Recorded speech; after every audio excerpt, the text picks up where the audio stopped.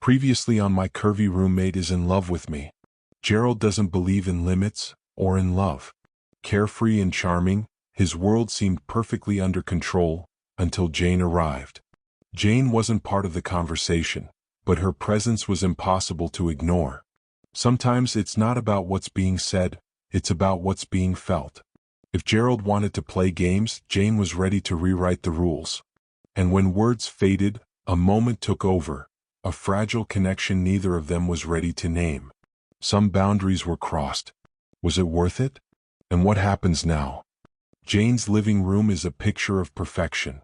The polished furniture gleams, and the soft glow of candles casts a romantic light over the meticulously arranged setting. But while the room exudes calm, Jane is anything but.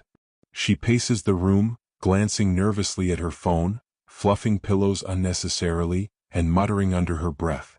It's been days since her kiss with Gerald, but the memory lingers like a live wire in her mind. Jane hadn't slept since the kiss. She tossed and turned every night, her mind spinning with questions. Did it mean something to him? Could it mean something? For years she'd loved Gerald in silence, but he never seemed to see her as more than a friend. Or maybe he did? Her pacing stops as she stares at the table, biting her lip. What if it was just a moment of weakness for him? What if I'm reading too much into it? She thinks aloud. She smooths her dress nervously, determined to keep her emotions in check. Without warning, the door opens and Gerald strolls in, casual as ever. His smug grin says he's enjoying Jane's flustered state far too much. Candlelight dinner for one? Or were you expecting someone special? Gerald asked. Jane startles, then glares. I didn't know you were coming. Jane replied. I didn't know I needed an invitation. Gerald responds. He collapses onto the couch, his teasing smile never faltering. Jane tries to keep her composure, but Gerald's presence throws her off balance. His casual charm and ease only amplify her nervous energy. As she fidgets with the wine glasses, Gerald leans forward, his tone shifting just slightly. Gerald, you've been avoiding me. Is this about the kiss? Jane freezes, her face turning red. Jane, what kiss? I don't know what you're talking about. Gerald chuckles, leaning back.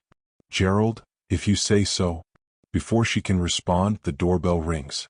Jane practically jumps at the sound, rushing to the door. Standing there is Jude, dressed sharply, holding a bouquet of flowers in one hand and a bottle of wine in the other. Jude, hey Jane. I hope I'm not too early. Jane forces a bright smile, though her nerves spike further. Jane, not at all. Come in. Jude steps inside and spots Gerald immediately. His brow furrows slightly as Jane awkwardly introduces them. Jane, Jude, this is Gerald. He's a friend. Jude, a friend? Gerald, grinning, the best kind of friend. The tension is immediate. Jude's polite demeanor clashes with Gerald's sarcastic edge. As they exchange pleasantries, Gerald's tone is laced with subtle jabs that Jude seems to miss entirely. At the dinner table, the atmosphere grows increasingly awkward. Gerald's remarks interrupt the flow of conversation, his teasing of Jane and veiled comments about Jude becoming harder to ignore. Jude finally leans over to Jane and whispers, Jude, is he staying? This feels crowded. Jane forces another smile, though her frustration is mounting. Jane, he's just visiting. Dinner progresses with Gerald observing like an amused spectator while Jude attempts to take charge of the evening.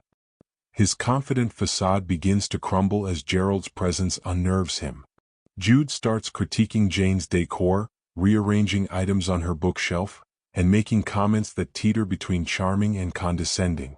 Gerald, leaning over to Jane, I think he's auditioning to redecorate your apartment. Jane clenches her jaw, her patience wearing thin. Finally, Jude takes it too far.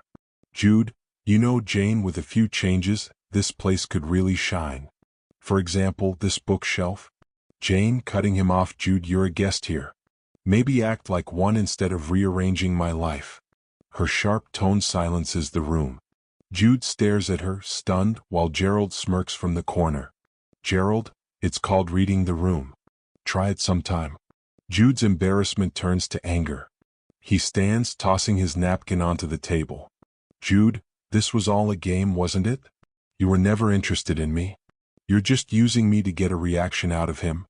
Jane stammers, trying to deny it, but her hesitation speaks louder than words.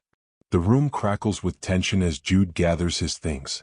Jude, you're making a mistake, Jane. He'll never see you the way you want to be seen. Gerald, still leaning casually against the wall, waves mockingly as Jude storms out. Once the door slams shut, Jane collapses onto the couch, exhausted and mortified. Gerald, well, that was entertaining. Jane, snapping, you think this is funny? My whole evening is ruined because of you. Their banter escalates, but the emotional undercurrent grows heavier. Gerald's teasing fades, replaced by something more sincere. Gerald, why didn't you tell me you loved me? Jane freezes, her defenses crumbling. Jane, I didn't. Gerald, you don't think I see you, Jane? I see you more clearly than you realize. He leans in and they kiss again, the tension between them finally breaking. But as the moment deepens, Jane pulls away, her walls going back up. Jane, this won't work, Gerald. You're not capable of loving me the way I need to be loved. Her words are firm, though her voice wavers. She stands and retreats to her bedroom, leaving Gerald alone in the living room. After a long pause, Gerald calls out. Gerald, next time I'll bring my own guest. Let's see how you like that. From her room, Jane's voice is muffled but sharp. Jane, be my guest.